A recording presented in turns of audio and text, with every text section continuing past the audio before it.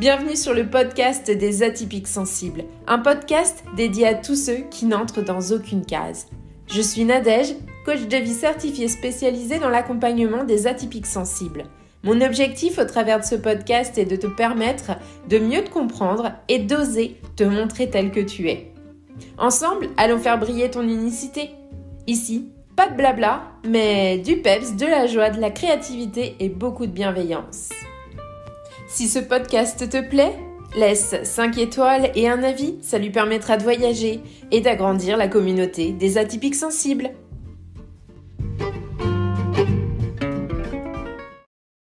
Bienvenue dans cet épisode 57 du podcast des atypiques sensibles. Votre rendez-vous pour aller faire une petite exploration des différentes facettes des atypies, de l'hypersensibilité et des manières d'apprivoiser tout ça pour en faire une force dans votre vie quotidienne. Alors aujourd'hui, dans cet épisode 57, on va aller explorer le sujet de l'hypersensibilité sensorielle. C'est vraiment un phénomène qui touche beaucoup de personnes et notamment celles qui se reconnaissent dans les profils atypiques. Alors cet épisode, il va être un petit peu différent des précédents parce qu'il va être structuré autour de 5 questions que vous, les auditeurs, m'avez posées au sujet de l'hypersensibilité sensorielle. En répondant à ces questions, je vais vraiment essayer d'aller explorer ce que c'est véritablement et comment ça peut affecter notre quotidien, mais aussi aller vous proposer un exercice de reconnexion au corps à travers la respiration parce que c'est ce qui vraiment permet d'apaiser, de réguler plus sereinement ces moments de surcharge sensorielle. Alors, la première des questions qui m'a été posée, c'est mais déjà, qu'est-ce que c'est que l'hypersensibilité sensorielle ? Et c'est une super question parce que des fois on en entend parler, des fois on n'entend absolument pas parler, ça passe sous les radars. Donc l'hypersensibilité sensorielle, c'est vraiment une intensité accrue dans la manière dont notre cerveau va traiter les informations qui proviennent de nos sens. Alors ça veut dire quoi ? Ça veut dire que les personnes hypersensibles, elles peuvent être plus réactives que d'autres aux stimuli externes. Les sons trop forts, les lumières trop vives, les odeurs trop intenses, même les textures qui vont être inconfortables, les étiquettes qui grattent, les coutures des chaussettes qui sont insupportables. Voilà, c'est pas une question de tolérance ou de force, mais c'est vraiment une question de traitement neurologique. Le cerveau d'une personne hypersensible, il perçoit plus d'informations ou alors il va les percevoir plus intensément que le cerveau d'une personne qui n'est pas hypersensible. Donc quand on nous dit non mais arrête de faire ta chochotte, etc., c'est pas ça en fait. C'est vraiment le traitement neurologique qui est différent. Donc c'est un trait qu'on va retrouver souvent chez les personnes atypiques sensibles, bien entendu, que ce soit les HPI, les hypersensibles émotionnels, les personnes qui appartiennent au spectre autistique, mais finalement, on va plus entendre parler de tout ça si on est concerné. Alors ça peut se traduire par, je cherche un petit exemple assez simple, ça va être des réactions assez fortes à des sons qui vont être très soudains. Des difficultés à se concentrer quand l'environnement il est bruyant. Ou alors une aversion pour certaines textures de vêtements. Je pense au pull en laine qui gratte, c'est insupportable. Ou une aversion aussi pour certaines textures de nourriture. Le yaourt, la banane, ça peut être des trucs qui peuvent être assez compliqués à accepter. On va dire ça comme ça. Donc voilà, j'ai fait à peu près le tour de ce que c'est cette hypersensibilité sensorielle. Je vais maintenant passer à l'autre question qui était comment savoir si je suis hypersensible au niveau sensoriel, parce que c'est bien beau, mais on a cette espèce d'effet Barnum qui fait qu'on a l'impression qu'on se reconnaît un petit peu partout. Alors, si vous vous demandez si vous êtes hypersensible au niveau sensoriel, la première étape, c'est l'observation, l'auto-observation. Comment vous réagissez aux stimuli extérieurs ? Par exemple, est-ce que vous avez souvent envie de vous boucher les oreilles dans des environnements où il va y avoir des bruits, pas forcément forts, ça peut être plein de bruits différents aussi. Est-ce que vous vous sentez facilement agacé ou facilement stressé par des lumières vives ou des lumières qui clignotent ? Est-ce que vous évitez certains tissus ou certaines matières en raison de leur texture ?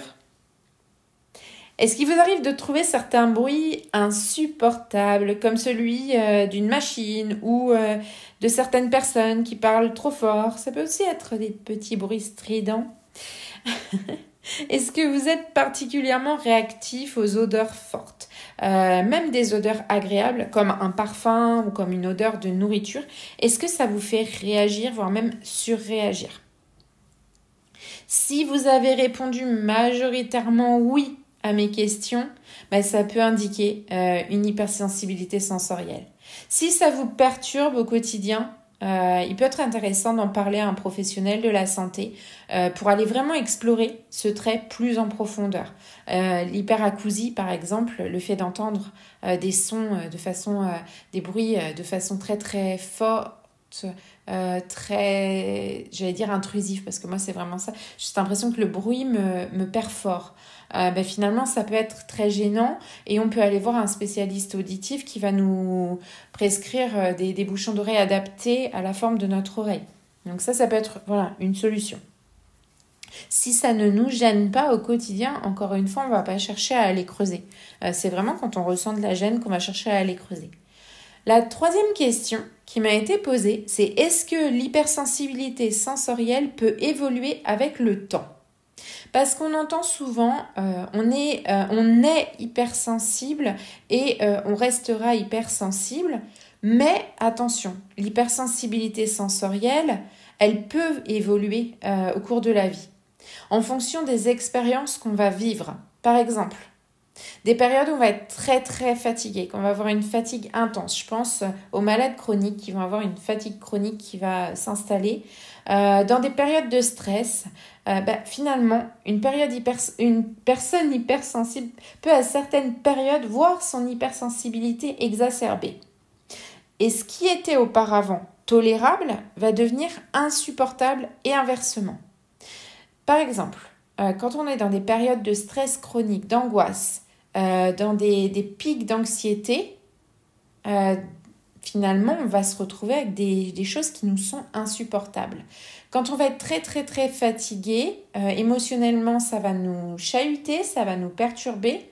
Le fait que les émotions, elles prennent beaucoup, beaucoup de place, ça va nous inciter à moins supporter certaines autres choses.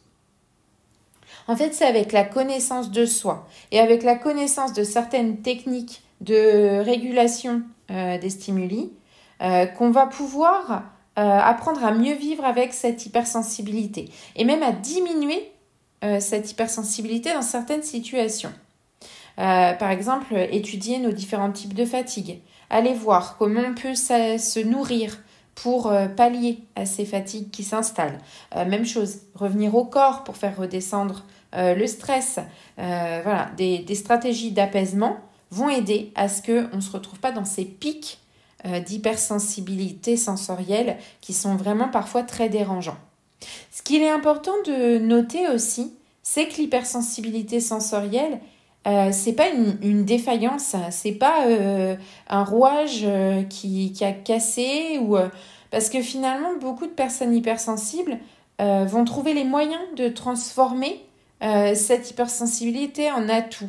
Par exemple, le fait de très très bien entendre quand on travaille dans le monde de la musique, c'est un super atout. Le fait d'avoir une sensibilité à la luminosité, aux couleurs, etc., on va pouvoir travailler dans des mondes artistiques également. Donc voilà, on trouvera toujours un moyen de faire de cette hypersensibilité quelque chose de chouette. Donc il y a l'art, il y a la musique, il y a les détails du quotidien, ça peut nous amener à booster notre émerveillement. Donc faut pas oublier ça. C'est pas je fonctionne pas correctement, c'est je fonctionne différemment et c'est tout aussi valable que quelqu'un qui fonctionne sans hypersensibilité sensorielle. La quatrième question, elle vient vraiment sur comment gérer les moments de surcharge sensorielle.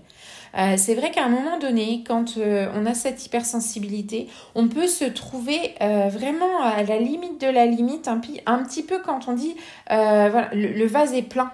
C'est la goutte d'eau va faire déborder le vase. C'est le côté le plus déroutant et le plus angoissant de l'hypersensibilité sensorielle. c'est vraiment quand il y a trop de stimuli à la fois, trop de bruit, trop de lumière, trop de mouvement, trop. Le cerveau se sent dépassé et on peut ressentir des symptômes qui vont ressembler à ceux de l'anxiété, à ceux de la panique.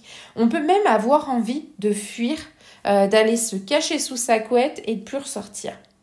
Alors, moi, ce que je fais dans ces cas-là, parce que ça peut arriver, ça m'arrive encore, je vais me créer des zones de calme. Donc, c'est tout bête, hein, mais quand on est invité quelque part, une salle des fêtes, chez quelqu'un, il y a énormément de monde, des fois, une pause dans le vestiaire de la salle des fêtes, une pause même dans les toilettes, mais loin du bruit, une pause à l'extérieur s'il ne fait pas mauvais, on peut aller marcher pendant 5 minutes en prévenant bien entendu les personnes de dire, voilà, je vais faire un petit tour, je reviens dans quelques minutes. Vraiment, évitez d'aller dans cette zone où on est submergé. On va aussi pouvoir utiliser des protections sensorielles. Des bouchons d'oreilles quand on va à un concert, un feu d'artifice, un spectacle, etc. Des lunettes de soleil quand on sait qu'on va être exposé à une lumière intense, à une lumière forte. Des casques anti-bruit aussi, ça peut être possible, il n'y a pas de limite. Ensuite, on va revenir au corps. C'est vraiment important d'apprendre à reconnaître les premiers signes de surcharge. En général, on a une tension corporelle qui se place toujours au même endroit. Typiquement, moi, elle est dans le bas du dos. Il peut y avoir aussi une irritabilité qui s'installe. On se sent en colère alors qu'il n'y a aucune raison. On se sent agacé. On se sent à fleur de peau. C'est peut-être un signe. Ou alors, on va ressentir une espèce d'agitation. L'envie de bouger dans tous les sens. Et parce qu'elle est liée à cette envie de fuir. Le corps, il a conscience au niveau du mental qu'on a envie de fuir. Au niveau corporel, il va se mettre à... je bouge parce qu'il faut que je prenne la fuite. Et on va pouvoir prendre des mesures quand on va ressentir ces premiers signes corporels, se reconnecter à notre corps. On va prendre des mesures avant que ça devienne complètement insupportable. Le truc essentiel, si on est dans un environnement particulièrement bruyant ou surstimulant, ça va être de faire des pauses. Des pauses régulières, sortir de l'espace, aller respirer. Des pauses de respiration, la respiration carrée, la cohérence cardiaque. Voilà, c'est très discret et ça fait énormément de bien. Donc il faut vraiment s'accorder ces pauses. Moi, c'est les choses, créer des zones de calme, se protéger sensoriellement parlant, revenir au corps, faire des pauses. Avec ça, normalement, on diminue d'un cran notre hypersensibilité sensorielle et on évite la surcharge sensorielle. La dernière question, c'est est-ce que l'hypersensibilité sensorielle est liée à des troubles neurologiques ? Alors, parfois ça peut être le cas, mais ce n'est pas l'hypersensibilité sensorielle en tant que telle qui est un trouble neurologique. Elle peut être liée à d'autres troubles comme le spectre autistique, le TDAH, trouble du déficit de l'attention avec ou sans hyperactivité, ou encore elle peut être liée à des syndromes de stress post-traumatique, mais on peut aussi être hypersensible sans avoir aucun diagnostic de trouble neurologique. Et ça, il faut y faire vraiment attention. C'est-à-dire que c'est pas parce qu'on est hypersensible sensoriel qu'on va être autiste ou qu'on va avoir un TDAH. C'est des choses qui peuvent venir s'ajouter. C'est des doubles cadeaux de la nature. Mais l'un peut vivre sans l'autre. Donc, chez certaines personnes atypiques sensibles, la réactivité sensorielle, c'est une manière plus intense de percevoir le monde et c'est tout. Il n'y a pas forcément de pathologie. C'est juste une caractéristique. Moi, j'aime bien l'appeler comme ça. Ce qui est important, c'est de bien comprendre que cette hypersensibilité, pour apprendre à vivre avec, il va falloir éviter de la considérer comme étant un défaut. Parce que sinon, ça va être plus compliqué. Alors, maintenant que j'ai répondu à ces questions, je vous propose de passer tranquillement à un petit exercice de respiration et de reconnexion au corps pour vous aider vraiment à mieux gérer ces moments de surcharge sensorielle. Alors, cet exercice, moi, je l'appelle l'ancrage sensoriel. C'est un exercice qui va vous permettre de revenir à un état de calme quand vous sentez que, la petite goutte d'eau va faire déborder le vase. Alors, il peut être pratiqué n'importe où, vraiment. On évite de pratiquer au volant, comme tout exercice de respiration ou de recentrage.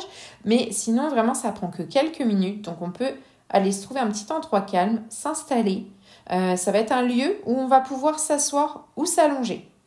Et un environnement où les stimuli sont réduits. Donc, juste se mettre à l'écart, s'asseoir tranquillement. Et on va prendre une grande inspiration. On va fermer les yeux et inspirer profondément par le nez, en sentant l'air qui remplit nos poumons. Et on va expirer doucement par la bouche. On va recommencer une deuxième fois. On inspire par le nez très profondément. Et on expire doucement par la bouche. Ensuite, on va venir scanner notre corps. On va commencer par porter attention à notre tête, puis à nos épaules, à notre torse, à nos bras, à notre abdomen, à nos jambes, et ça jusqu'aux chevilles, aux pieds, aux orteils. Tranquillement, on va se poser avec notre corps et analyser, percevoir les sensations qui sont présentes dans chaque partie de notre corps. Si on sent des tensions, des zones d'inconfort, on ne va pas les juger, on va simplement les observer. Pendant quelques minutes, on va venir se concentrer sur un seul de nos sens. Par exemple, on va se concentrer sur les sons autour de nous. On va les écouter, sans chercher à les bloquer, mais sans non plus s'y attacher. Et ensuite, on passera à la respiration. On va sentir l'air qui sort de notre corps, qui y entre, le mouvement de l'abdomen qui monte, qui descend. On va pouvoir comme ça se focaliser sur nos différents sens. On va respirer en conscience, en imaginant qu'on inspire de la lumière ou de l'apaisement et qu'à l'expiration, on va relâcher toutes les tensions en laissant sortir les surcharges sensorielles avec notre souffle. Après quelques minutes de respiration consciente, on va prendre un moment pour ouvrir doucement les yeux et se reconnecter à l'environnement autour de nous. Alors cet exercice, il vous permet vraiment de revenir à vous, de faire baisser le volume des perceptions et de retrouver un moment de répit alors que tout autour, c'est l'agitation. Voilà, je vous remercie d'avoir suivi cet épisode du podcast des atypiques sensibles consacré à l'hypersensibilité sensorielle. J'espère que mes réponses vous auront aidé à mieux comprendre ce phénomène et que l'exercice de reconnexion au corps vous offrira un petit outil concret pour mieux gérer ces moments de surcharge. N'oubliez pas que l'hypersensibilité, c'est loin d'être un défaut. Ça peut être vraiment une force à condition de bien l'apprivoiser. Si vous avez d'autres questions ou des suggestions de thèmes pour les prochains épisodes, n'hésitez pas à me contacter. D'ici là, prenez soin de vous et à bientôt pour un nouvel épisode du podcast des atypiques sensibles.